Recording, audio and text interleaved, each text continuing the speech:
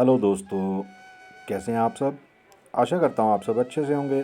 हमेशा ज़िंदगी में अच्छे काम करने चाहिए, अच्छे रास्ते पर चलना चाहिए। जल्दी से शुरू करते हैं कहानी।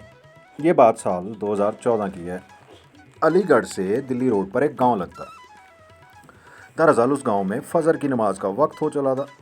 लोग मस्जिद में नमाज पढ़ने के लिए जैसे ही अपने घरों से निकलते हैं और मस्जिद का दरवाज़ा खोल के जब अंदर प्रवेश करते हैं तो वहाँ पर मौलाना साहब की लाश पड़ी हुई थी। और उस लाश को देखने के बाद हर किसी की आंखें खुली की खुली रह जाती।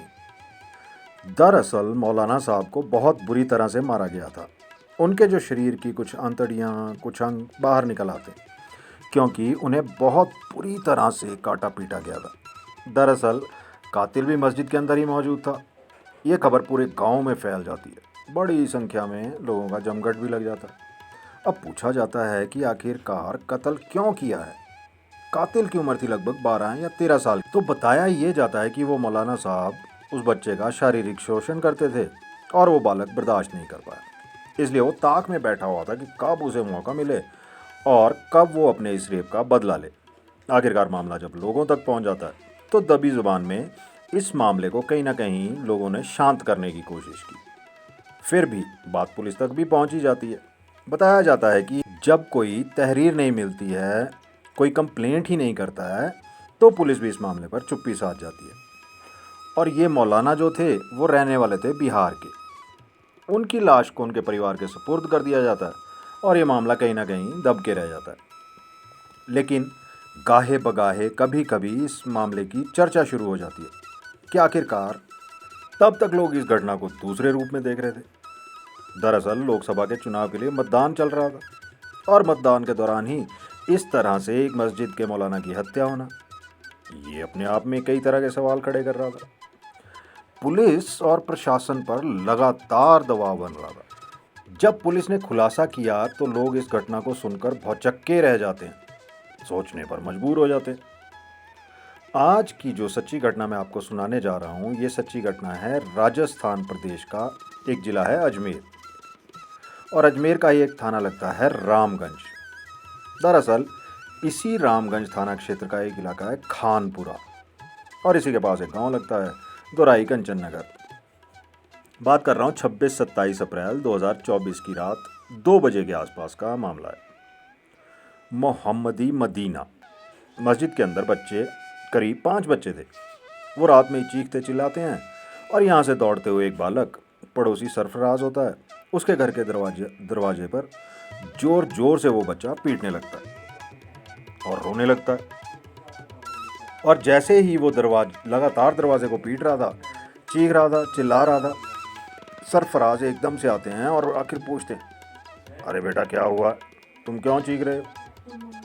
वो कहते हैं कि कुछ लोग हैं मौलाना साहब को मार देंगे, आप जितनी जल्दी हो सके आप चलिए। जैसे ही सरफराज यहाँ से निकलते हैं तो मस्जिद के बाहर 5 बच्चे थे। वो रो रहे थे, वो भी चीख रहे थे, चिल्ला रहे थे। और जब देखा जाता है तो वहाँ आसपास में कोई दिखाई नहीं देता। लेकिन चीख पुकार सुनने के बाद अब ना केवल सरफराज बल्कि आसपास के जितने भी लोग होते हैं वो जाग जाते हैं। और जागने के बाद जैसे ही मस्जिद के अंदर प्रवेश करते हैं, जाकर देखते हैं तो मौलाना साहब की हालत कुछ ख़राब थी, यानी कि वो तो मर चुके थे। जब उनकी नब्ज टटोलने की कोशिश की तो वो तो चल ही नहीं रही थी। अब मौलाना साहब मरे हुए मिलते हैं तो उसके बाद फिर लोगों में गुस्सा फैल जाता है, उबाल फैल जाता है। अब इस घटना की सूचना दी जाती है नज़दीकी पुलिस स्टेशन रामगंज को। तो रामगंज के जो एसएचओ होते हैं, जिनका नाम रविंद्र सिंह होता है, वो भारी पुलिस बल के साथ मौके पर पहुंचते हैं। मौके पर आने के बाद लोगों ने हंगामा करना शुरू कर दिया। लोगों को किसी तरह शांत कराया जाता है। कहा जाता है कि आप शांत रहिए, हम इस मामले की जांच करेंगे, पड़ताल करेंगे। और देखते ही देखते बड़ी संख्या में लोग इकट्ठे हो जाते हैं। अब इस घटना की सूचना एसपी को दी जाती है। चूंकि मामला थोड़ा नाजुक था, एसएसपी से आईजी, डीआईजी, तमाम बड़े अधिकारियों को सूचना दी जाती है। और यह घटना कहीं ना कहीं थोड़ी ही देर में सोशल मीडिया पर भी वायरल होने लगती है कि मस्जिद के अंदर इस तरह से मौलाना साहब की हत्या कर दी गई। अब एक तरफ तो चुनाव चल रहा है और दूसरी तरफ इस तरह से हत्या हो जाती है। तब पुलिस वाले पूछते हैं कि आखिरकार क्या मामला था और क्या नहीं था। दोस्तों, आगे बढ़ने से पहले हमारे चैनल को सब्सक्राइब और वीडियो लाइक करना बिल्कुल ना भूलें और समाज में हो रही ऐसी ही दिल दहला देने वाली घटनाओं से रूबरू होते रहें ताकि आप भी सावधान रह सकें। आइए अब वापस चलते हैं इस घटना की तरफ। तो अब 6 बच्चे उस मस्जिद में थे जो मस्जिद में रहकर पढ़ाई कर रहे थे। लेकिन वो बच्चे यहाँ के नहीं थे, वो दूर दराज अलग इलाकों से थे। अब इस तरह से उन बच्चों से पूछा जाता है कि जब ये हत्या होती है तो तुम कहाँ थे और क्या बात थी। ये समझने की कोशिश की जाती है। तो बालक बताते हैं कि 3 लोग थे जिन्होंने काले रंग के कपड़े पहने हुए थे। हाथों में उनके दस्ताने थे, साथ ही उन्होंने अपने चेहरे को मास्क से ढका हुआ। सबके हाथों में डंडे लाठियाँ थी और वो आते हैं। आने के तुरंत बाद ही वो मौलाना साहब पर टूट पड़ते हैं और जब हम लोग जागते हैं, रोने लगते हैं, तो फिर वो कहते हैं कि अगर तुमने शोर मचाने की कोशिश की तो तुम्हें भी मार दिया जाएगा। अब मौलाना साहब को वो तब तक मारते हैं जब तक मौलाना साहब की मौत नहीं हो जाती, उनका दम नहीं निकल जाता। इतना सुनने के बाद अब लोगों में उबाल फैल जाता है, गुस्सा आने लगता है कि आखिरकार ऐसा क्या है, जबकि मौलाना साहब का जो स्वभाव बहुत अच्छा था, सबसे मिलनसार, किसी से कोई झगड़ा नहीं, कोई फसाद नहीं। दरअसल ये मौलाना उत्तर प्रदेश का एक जिला है रामपुर, और रामपुर की ही एक जगह लगती है शहबाज रायपुर, वहाँ के रहने वाले होते हैं। आज से लगभग 7 साल पहले वो रामपुर से आए थे इस मस्जिद में, और अजमेर में आने के बाद यहाँ पर एक सहायक के रूप में ये अपना काम कर रहे थे। और जैसे ये सहायक के रूप में काम कर रहे थे तो 28 अक्टूबर 2023 को जो इस मस्जिद के मुख्य मौलाना होते हैं, उनकी बीमारी के चलते मौत हो जाती है। इसलिए इन मौलाना साहब को ही जिम्मेदारी दे दी जाती है, जिनका नाम होता है मोहम्मद माहिर, और इनकी उम्र लगभग 32 साल के आसपास होती है। इनका स्वभाव बहुत ही अच्छा। फिर भी आखिरकार कौन इनकी हत्या करेगा। ये सब करते दिन निकल आता है। पुलिस ने किसी तरह से लोगों को समझाया बुझाया, लाश को कब्जे में लिया, उसको पोस्टमार्टम के लिए भेजा और पोस्टमार्टम रिपोर्ट भी आ जाती है। पोस्टमार्टम रिपोर्ट से आखिर ये पता चलता है कि इन्हें लाठी डंडों से तो पीटा ही गया था, साथ ही इनका गला घोट कर इनकी हत्या कर दी गई थी। अब बस सवाल एक ही था कि आखिरकार ये हत्या किसने की है। अब बड़ी संख्या में लोग इकट्ठे होते हैं। इकट्ठे होने के बाद डीएम और एसएसपी के दफ्तर का घेराव कर लेते हैं और घेराव करने के बाद कहते हैं कि जितनी जल्दी हो सके इस घटनाक्रम का खुलासा कर दीजिए और सही कातलों को आप गिरफ्तार करके जेल भेज दीजिए। हम लोग सड़क पर उतरने के लिए मजबूर होंगे, प्रदर्शन करने के लिए मजबूर होंगे। जाहिर सी बात है, पुलिस और प्रशासन पर लगातार दबाव पड़ने लगता है और पुलिस और प्रशासन अपने तरीके से जांच पड़ताल करना शुरू कर देती है। 5 बच्चों से बारी बारी से पूछा जाता है। 5 बच्चों ने एक ही बात जो पहले बताई थी वही बताते। अब 3 व्यक्ति कौन थे, कहाँ से आए थे, क्यों मौलाना साहब की हत्या की है, यही चंद सवाल थे। पुलिस ने अब इस मामले की जांच पड़ताल जब गहराई से करनी शुरू की, अब इसके बाद इनका पोस्टमार्टम होता है। पोस्टमार्टम के बाद इनकी जो डेड बॉडी थी, लाश थी, उनके गांव की तरफ भेज दी जाती है, यानी कि रामपुर, जहां के वो रहने वाले थे, वहां भेज दी जाती है। लेकिन पुलिस पर दबाव लगातार बढ़ रहा था। आखिरकार पुलिस ने अलग अलग लोगों से पूछताछ की, साथ ही जो उस इलाके में जितने भी सीसीटीवी कैमरे लगे थे, उन सीसीटीवी कैमरों को खंगालना शुरू किया। तो पुलिस को 2 संदिग्ध व्यक्ति दिखाई देते हैं। अब सवाल कि वो कौन थे, कहां से आए थे। उनके चेहरे थोड़े धुंधले थे, इसलिए उनका पता ही नहीं चल पा रहा था कि वो कौन थे। पुलिस ने उन्हें तलाश करना शुरू कर दिया और धीरे धीरे करके एक एक दिन बीतने लगता है। 1 सप्ताह बीत जाता है, 8 दिन बीत जाते हैं, 10 दिन बीत जाते हैं। लेकिन घटनाक्रम का खुलासा नहीं होता। इधर लोगों का गुस्सा बढ़ने लगता है और इसी तरह से करते करते लगभग 12-13 दिन हो जाते हैं। यानी कि अब कहानी पहुंच जाती है 13 मई 2024 तक, लेकिन घटनाक्रम का खुलासा नहीं होता। तो लोगों में थोड़ा सा उबाल बना हुआ था, गुस्सा बना हुआ था। सोशल मीडिया पर तरह तरह की बातें शुरू हो जाती हैं कि मौलाना साहब की हत्या हो गई है और पुलिस प्रशासन इस मामले में कार्रवाई नहीं कर रहा है। तो अब पुलिस मनोवैज्ञानिक रूप से इस घटनाक्रम का खुलासा करने की कोशिश करती है और पुलिस मनोचिकित्सक को बुलाती है और मनोचिकित्सक के साथ बच्चों को बिठाया जाता है, उनसे बातचीत की जाती है और अलग अलग तरह के सवाल किए जाते हैं। जब अलग अलग तरह के सवाल किए जाते हैं और अलग अलग टाइम में सवाल किए जाते हैं तो बच्चे टूट जाते हैं, क्योंकि मनोचिकित्सक जो होते हैं वो अपने काम में बहुत माहिर होते हैं। आखिरकार जब बच्चे टूट जाते हैं तब वो सच सामने आता है। दरअसल बताया यह जाता है कि मौलाना साहब अपने घर गए हुए थे और इस मस्जिद में कुल मिलाकर 15 बच्चे पढ़ाई कर रहे थे। वो नमाज भी पढ़ते थे, साथ ही तालीम भी हासिल कर रहे थे, यानी कि दीनी तालीम हासिल कर रहे थे। और कुछ बच्चे अपने घर ईद होने की वजह से 10 बच्चे करीबन अपने अपने घर चले जाते हैं। बाकी के जो 5 बचे थे, क्योंकि वो दूर दराज के बच्चे थे, तो वो 5 बच्चे मस्जिद में ही रह जाते हैं। और मौलाना साहब भी अपने परिवार के साथ ईद मनाने के लिए गए थे। 25 अप्रैल 2024 को मौलाना साहब जब आते हैं तो साथ में उनके एक नाबालिग बालक होता है जिसकी उम्र लगभग 12 या 13 साल के आसपास होती है। उस बच्चे को जब लाते हैं तो उन नए बच्चों ने जो पहले से ही मस्जिद के अंदर मौजूद थे, 5 बच्चे, उनसे मुलाकात कराई जाती है, बातचीत कराई जाती है और मौलाना साहब उस बच्चे को अपने साथ लेकर अपने कमरे में चले जाते हैं और सो जाते हैं। यानी कि रात में उस बालक के साथ वो अश्लील हरकत करते हैं, वो उस बच्चे का रेप करते हैं। उस बालक ने विरोध करने की कोशिश की, लेकिन मौलाना साहब ने कहा कि अगर तुमने शोर मचाने की कोशिश की या किसी को बताने की कोशिश की तो तुम्हारा हश्र बहुत ज़्यादा बुरा हो जाएगा। इसलिए मौलाना साहब जब ऐसे बोलते हैं तो बालक डर जाता है।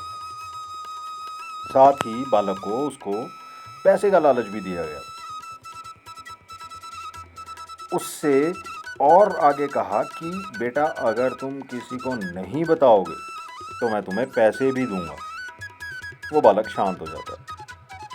अगला दिन निकलता है, यानी कि अब 26 अप्रैल आ जाता है और अब जब 26 अप्रैल को बाकी जो बच्चे थे, 5 बालक जो पहले से मौजूद थे उस मस्जिद के अंदर, तो उन बच्चों ने पूछा कि रात तुम्हारे साथ क्या हुआ।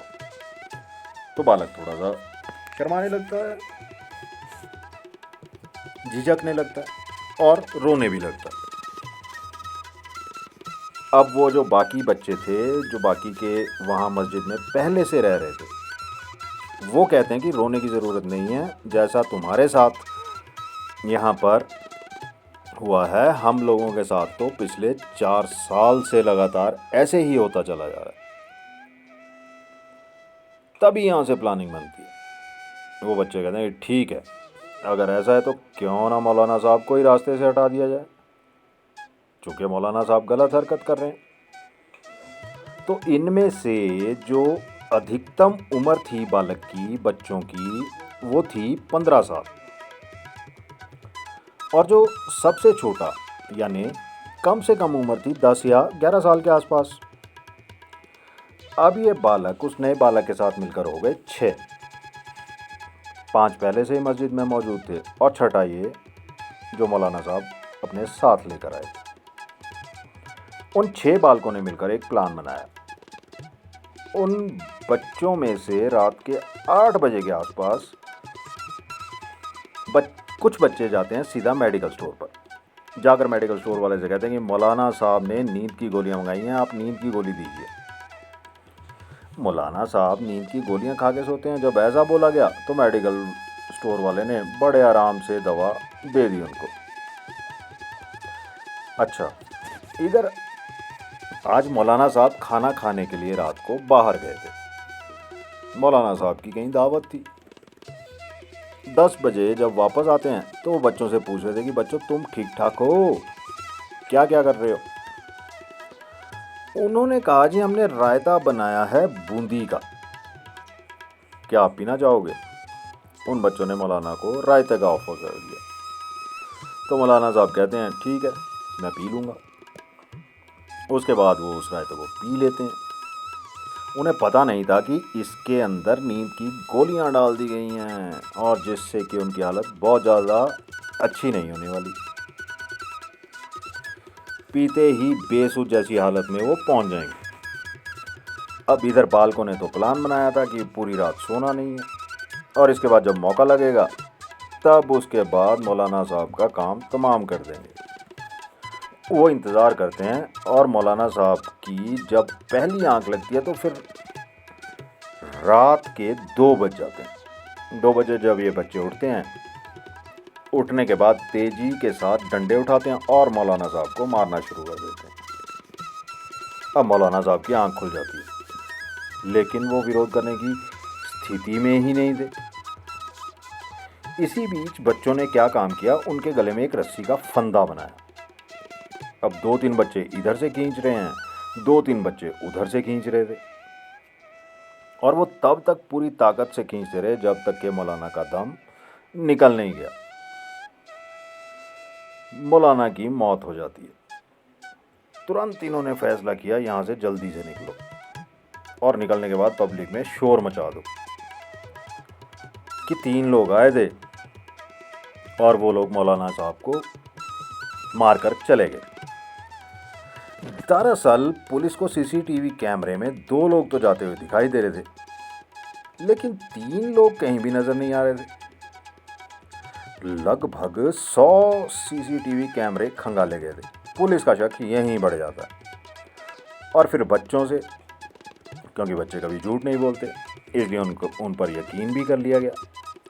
लेकिन पुलिस ने जब फिर अपने तरीके से पूछताछ की और मनोवैज्ञानिक आए, उन्होंने अपने तरीके से पूछताछ की और जब उन्होंने बच्चों से पूछा तो सच सामने आता। और जब सच सामने आता है तो लोगों को यकीन नहीं हो रहा था कि जिस मौलाना का व्यवहार बहुत अच्छा था, जो सभी के प्रति ईमानदार थे, सबसे अच्छी तरह से बात किया करते थे, वो मौलाना 4 साल से बच्चों का यौन शोषण कर रहे थे।